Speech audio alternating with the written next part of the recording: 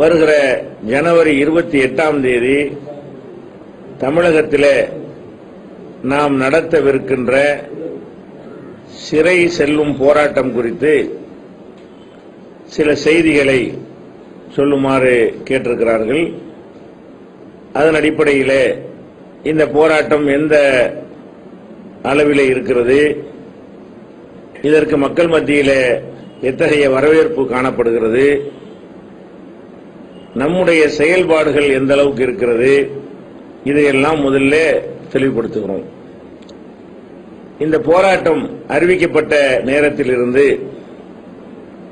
நம்முடைய மாவட்ட நிர்வாகங்களும் கிளை நிர்வாகங்களும் இடஒதுக்கீட்டினுடைய அவசியத்தை, இடஒதுக்கீடு இல்லாததால் நமக்கு ஏற்பட்டிருக்கக்கூடிய இன்னல்களை, இடஒதுக்கீடு கிடைத்தால் அதிகரித்து கிடைத்தால் நமக்கு ஏற்படக்கூடிய இந்த உலகத்தில் ஏற்படக்கூடிய சாதகங்களை, பயன்களை எல்லாம் துண்டு பிரசுரங்கள் வழியாகவும் தெருமுனை கூட்டங்கள் வழியாகவும் பிரம்மாண்டமான பொதுக்கூட்டங்கள் வழியாகவும் சுவரொட்டிகள் மூலமாகவும் சுவர் எழுத்துக்கள் மூலமாகவும் மக்கள் மத்தியிலே கொண்டு சென்று கொண்டிருக்கிறார்கள். இதுல நவீன யுக்திகளை எல்லாம் பயன்படுத்தி எப்படியெல்லாம் இந்த போராட்டத்தை மக்களிடத்திலே கொண்டு செல்வது என்பதற்காக இலவசமாக பேனாக்களில் இந்த போராட்டத்தை குறித்து தயாராகிவிட்டீர்களா, ஜனவரி 28 போராட்டத்திற்கு தயாராகிவிட்டீர்களா என்றெல்லாம் சொல்லக்கூடிய வாசகங்களோடு பேனாக்களை இலவசமாக கொடுக்கிறார்கள். அதுபோல தலையில் அணியக்கூடிய தொப்பிகளை இந்த விளம்பரங்களை அச்சிட்டு வழங்கிக் கொண்டிருக்கிறார்கள். இதுபோல கீச்செயின், சாவி கொத்து போன்ற இந்த பொருள்களில் இந்த போராட்டத்தினுடைய வாசகங்களை அடித்து, இதெல்லாம் எதுக்குன்னா திரும்ப திரும்ப மக்கள் அதை பார்க்கும் பொழுது இந்த போராட்டம் நினைவுக்கு வரும் என்பதற்காக வேண்டி இப்படி எதையெல்லாம் காணுகிறார்களோ அதுல எல்லாம் இந்த போராட்டம் இருக்கணும், போராட்டத்தினுடைய செய்தி சென்றடையணும் என்பதற்காக இப்படியெல்லாம் மக்கள்கிட்ட கொண்டு போய் கொண்டிருக்கிறார்கள். அதுபோக ஒவ்வொரு குழுக்களாக பிரித்து வீடு வீடாக சென்று மக்களுக்கு இதனுடைய அவசியத்தை புரிய வைக்கிறது, போராட்டத்தினுடைய அவசியத்தை காரண காரியத்தோடு விளக்கிறது. பெண்கள் மாத்திரம் இருக்கிற வீடுகளுக்கு பெண்களை அனுப்பி அவர்கள் வழியாக இந்த விஷயத்தை அவங்கள்ட்ட எடுத்து சொல்வது, கடை தெருவுக்குள்ள ஒவ்வொரு கடையாக ஏறி அவர்கள்ட்ட நிதி திரட்டுவதோடு இந்த இடஒதுக்கீடுடைய அவசியத்தை அவங்களுக்கு புரிய வைப்பது, இப்படி பல வகையான முயற்சிகளை நம்முடைய சகோதரர்கள் மேற்கொண்டிருக்கிறார்கள். இந்த செய்தி சென்றடையாத ஒரு கிராமம் கூட இல்லை என்கிற நிலைமை இன்ஷா அல்லாஹ் அந்த ஜனவரி 28க்குள்ள உருவாகிவிடும். ஒரு முஸ்லிமுக்கு கூட அதில் பங்கெடுக்கிறார்களா இல்லையா என்பது இரண்டாவது விஷயம். ஒரு தமிழக முஸ்லிமுக்கு கூட இந்த ஜனவரி 28ஆம் தேதி ஒரு போராட்டம் நடக்க இருக்கிறது, அது இடஒதுக்கீட்டுக்காக நடத்தப்படுகிறது என்ற செய்தி சென்றடையாமல் இருக்காது என்கிற இலக்கோடு, என்கிற திட்டத்தோடு இந்த வேலைகளை செய்து கொண்டிருக்கிறார்கள். அதுபோக இந்த இடஒதுக்கீட்டுக்காக மக்களை கொண்டு வந்து சேர்ப்பதற்காக வாகனங்களை பதிவு செய்வது, யார் யார் வருகிறார்கள் என்றவர்களுடைய பெயர்களை பதிவு செய்வது என்பது போன்ற வேலைகளையும் முடுக்கிவிட்டுக் கொண்டிருக்கிறார்கள். இப்படி 4 மண்டலங்களாக பிரித்து 4 இடங்களில் நடத்தக்கூடிய இந்த போராட்டம் தமிழகத்தில் ஒரு பெரிய திருப்புமுனை ஏற்படுத்தும். இதுவரை நம்ம நடத்தின போராட்டங்களை எல்லாம் மிஞ்சுகிற வகையில் இருக்கும் என்று நாங்கள் எல்லாம் எதிர்பார்க்கிறோம். அப்படி இந்த வேலைகள் நடந்து கொண்டிருக்கிறது. ஆனால் இந்த போராட்டங்கள் ஒரு பக்கம் அதற்கான வேலைகளை முடுக்கிவிட்டுக் கொண்டிருந்தாலும் இடஒதுக்கீட்டு கிடைப்பதற்கான சாத்தியக்கூறுகள் அரசு தரப்பில் இருந்து எந்த விதமான ஒரு அறிகுறியும் இதுவரைக்கும் தென்படவில்லை. இந்த போராட்டம் அறிவித்த பிறகு அவர்கள் இடஒதுக்கீடு தருவோம் என்று சொல்ல வாய்ப்பு இருக்கிறது, சொல்வார்கள் என்று நம்ம எதிர்பார்த்தோம். அது இதுவரைக்கும் நடக்கவில்லை.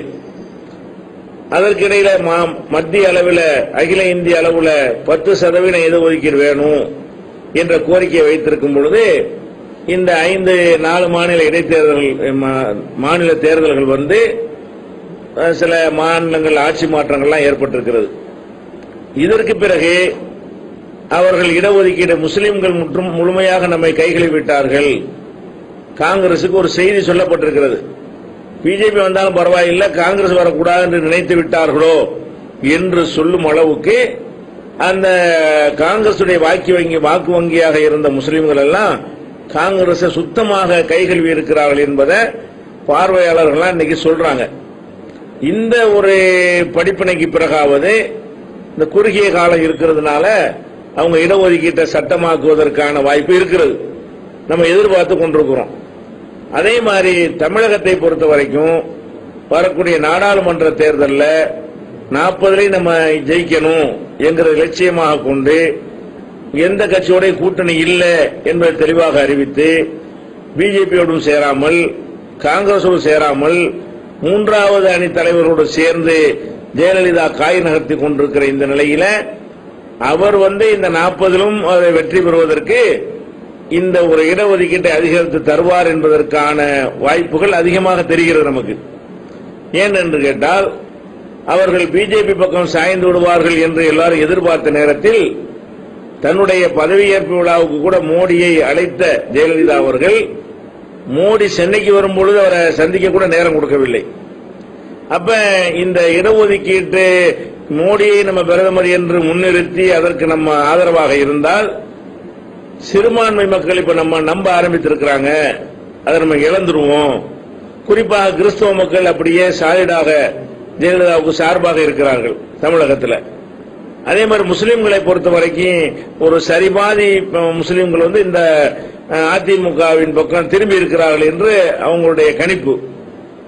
இந்த மாதிரியான ஒரு நேரத்தில் இந்த இடஒதுக்கீட்டை வழங்கினால் ஒட்டுமொத்தமாக 2 சிறுபான்மை சமுதாயத்தினுடைய வாக்குகளையும் பெற்று பொதுவாக தனக்கு இருக்கிற அந்த வாக்கு வங்கியை பயன்படுத்தி ஜெயித்து விடலாம் என்று ஜெயலலிதா திட்டமிடுற காரணத்தினால இது கிடைப்பதற்கு நம்ம வாய்ப்பு இருக்கு நம்புகிறோம். தமிழகத்தை பொறுத்த வரைக்கும் ஓரளவுக்கு அந்த இடஒதுக்கீட்டை அதிகரித்து தருவார்கள். அதுவும் எப்ப தருவார்கள் என்று கேட்டா அந்த போராட்டத்தை வெயிட் பண்ணி கொண்டிருக்கிறார்கள். அந்த போராட்டத்தில் நம்ம எந்த அளவுக்கு திரளுகிறோம், ஏன்னா கோரிக்கையை நிறைவேற்றுறதுக்கு மக்கள் எவ்வளவு இருக்காங்கன்னு தான் பார்ப்பாங்க. ஓட்டு எவ்வளவு கிடைக்கும், இதை கொடுத்தால் எவ்வளவு ஓட்டு கிடைக்கும், எவ்வளவு லாஸ் ஆகும் என்று கணக்கிட்டு தான் அரசியல்வாதிகளுடைய ஒவ்வொரு நடவடிக்கையும் இருக்கும். அந்த வகையில் நம்ம இதுவரை சந்திக்காத ஒரு போராட்டமாக நம்ம நடத்தும் பொழுது இது ரெக்கார்ட் ஆகிற போராட்டம். வேற போராட்டத்துக்கு இதுக்கு என்ன வித்தியாசம் என்று கேட்டால், பொதுவாக ஒரு மாநாட்டில் கூடுகிறோம், ஒரு பேரணியில் கூடுகிறோம் என்று சொன்னால் அதை நம்மளால சொல்லிக்கிறது தான், கூட குறைய நம்பர்களை சொல்லிக் கொள்வார்கள். ஆனால் சிறை நிரப்புற போராட்டம் என்று சொல்லும் பொழுது அது ரெக்கார்ட் ஆகிவிடுகிறது, எத்தனை பேர் ஏற்றப்படுறாங்க. ஏன்னா சிறைக்கு போறதுக்குன்னே போராட்டம் நடத்துகிறோம். அப்ப அதை அனுமதி பெறாம போய் கூடுறோம். அனுமதி பெறாமல் இந்த கோரிக்கைக்காக கூடுறோம்னு சொல்லிட்டு போகும் பொழுது அப்ப நம்மளை அவங்க கைது பண்ணணுங்கிற ஒரு சட்டம் அவங்களுக்கு இருக்கிறது. அதன்படி போராட்டத்தில் கலந்து கொண்டவர்களே அவங்க வாகனத்தில் ஏற்றி ஒரு மண்டபத்திலேயோ எங்கேயோ தங்க வைப்பார்களே, ஆனால் அந்த எண்ணிக்கையெல்லாம் அரசுல ரெக்கார்டா ஏறிவிடும். அப்ப மற்ற போராட்டங்கள்ல உளவுத்துறை உத்தேசமா ஏதோ சொல்லுவாங்க, அந்த நம்பர் தான்.